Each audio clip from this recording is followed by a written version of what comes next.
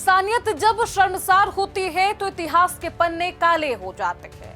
19 जुलाई 2023 वो तारीख आज भी जहन में खौफ भर देती है जब कुकी समुदाय की 2 महिलाओं के साथ बर्बरता की तस्वीरें वायरल हुई और इस तस्वीरों ने पूरे देश को दहला दिया।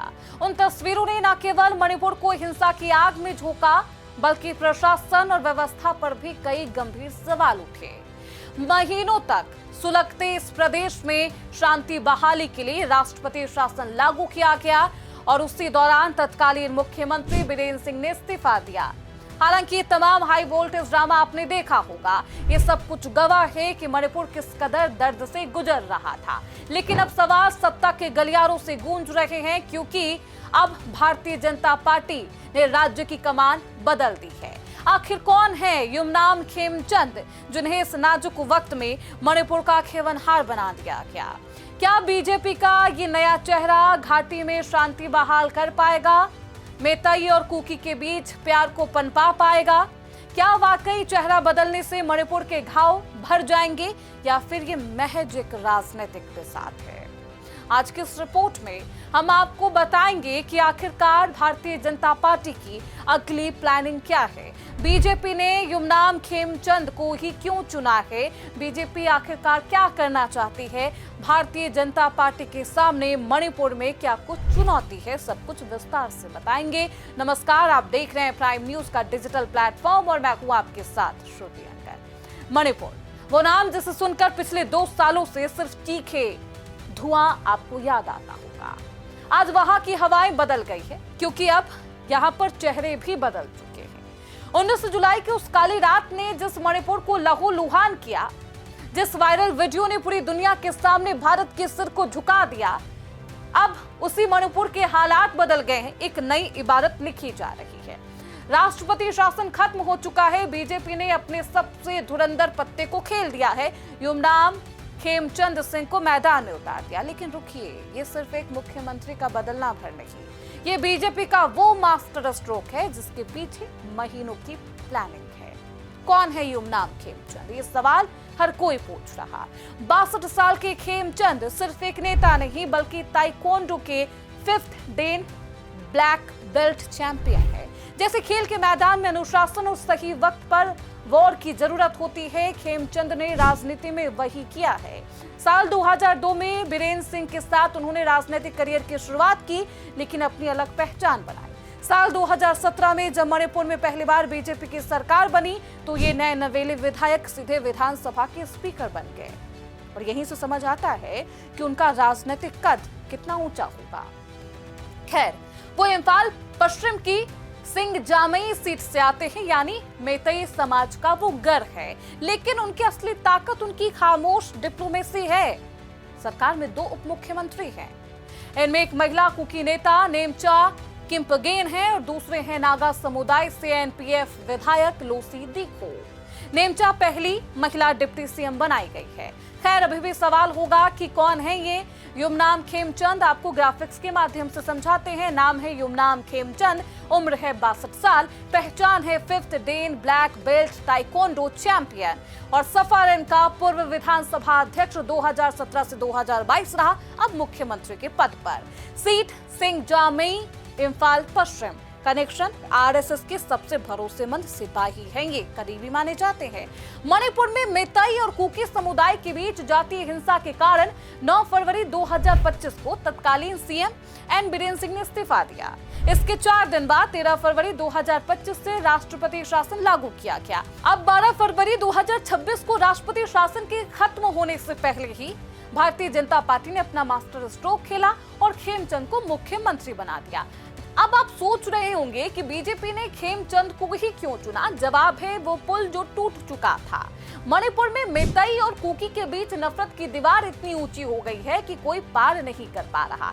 ऐसे में खेमचंद वो इकलौते मेतई चेहरा बनकर उभरे जिन्होंने राष्ट्रपति शासन के दौरान अपनी जान जोखिम में डालकर कुकी बहुल इलाकों जैसे उखरूल और कामजोंग के राहत शिविरों का दौरा किया था।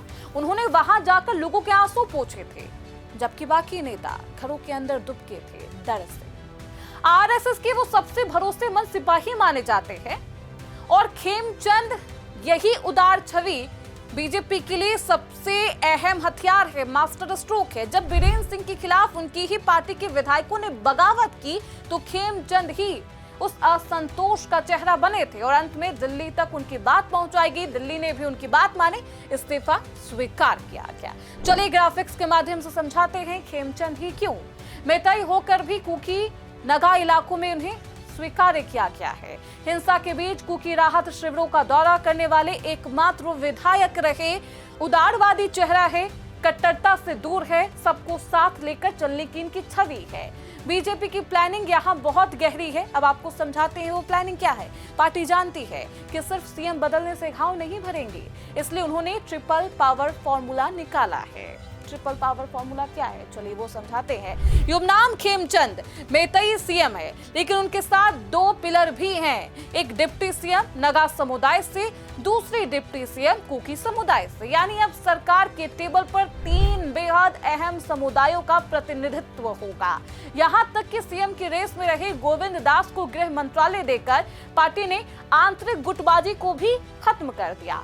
ये बीजेपी का वो दाव है जिससे वो राष्ट्रपति शासन हटते ही ये साबित कर देना चाहती है कि मणिपुर अब नफरत से इंसाफ की ओर बढ़ रहा है। अब क्योंकि सरकार का गठन हो चुका है, सोशल इंजीनियरिंग फॉर्मूला को भी समझिए ग्राफिक्स के माध्यम से। सीएम युमनाम खेमचंद मेतई समुदाय से आते हैं। डिप्टी सीएम लोसी डीखो नगा समुदाय से आती है। डिप्टी सीएम कुकी नेता नेमचा किम्पगेन ये भी कुकी समुदाय से आती है। यानी कि जातीय संतुलन बनाने की लिए बीजेपी का ये ट्रिपल पावर कार्ड है, ताकि किसी समुदाय में असंतोष की भावना ना हो। लेकिन क्या ये इतना आसान है? बिल्कुल नहीं। युमनाम खेमचंद के सामने चुनौतियों का एक हिमालय है।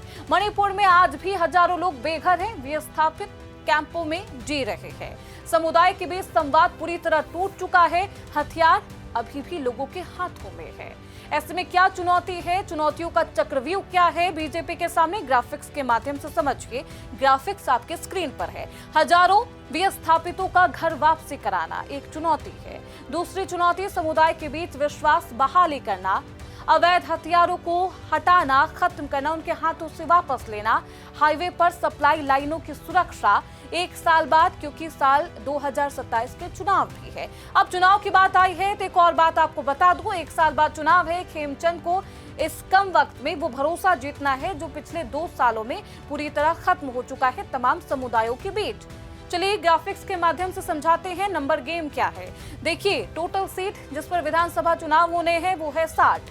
बहुमत के लिए एक पार्टी को, एक गठबंधन को 31 सीटें चाहिए। भारतीय जनता पार्टी के कितने विधायक हैं?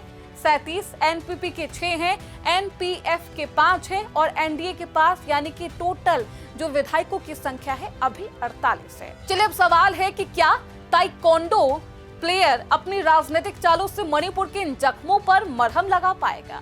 क्या दिल्ली की ये प्लानिंग धरातल पर शांति ला पाएगी? ये रिपोर्ट सिर्फ एक बदलाव की कहानी नहीं है, ये मणिपुर की आखिरी उम्मीद की कहानी भी है। क्योंकि अब मणिपुर में सरकार का गठन तो हो चुका है, लेकिन हालात क्योंकि अब पहले से बेहतर है, संभल चुके हैं। राष्ट्रपति शासन के लागू होने के बाद अब सरकार का भी गठन हो चुका है। खुद अब खेमचंद यहाँ पर मुख्यमंत्री बन चुके हैं, 2 उप मुख्यमंत्री उनके साथ है। क्या माहौल को फिर से उसी तरीके से पटरी पर लाया जाएगा? सब कुछ पहले की ही तरह बेहतर और बेहतरीन हो जाएगा? देखना बेहद दिलचस्प होगा कि आखिरकार इन चुनौतियों का सामना युमनाम खेमचंद कैसे करते हैं। देखना महत्वपूर्ण होगा। फिलहाल इसी के साथ इस रिपोर्ट में बस इतना ही। देखते रहिए प्राइम न्यूज का डिजिटल प्लेटफॉर्म।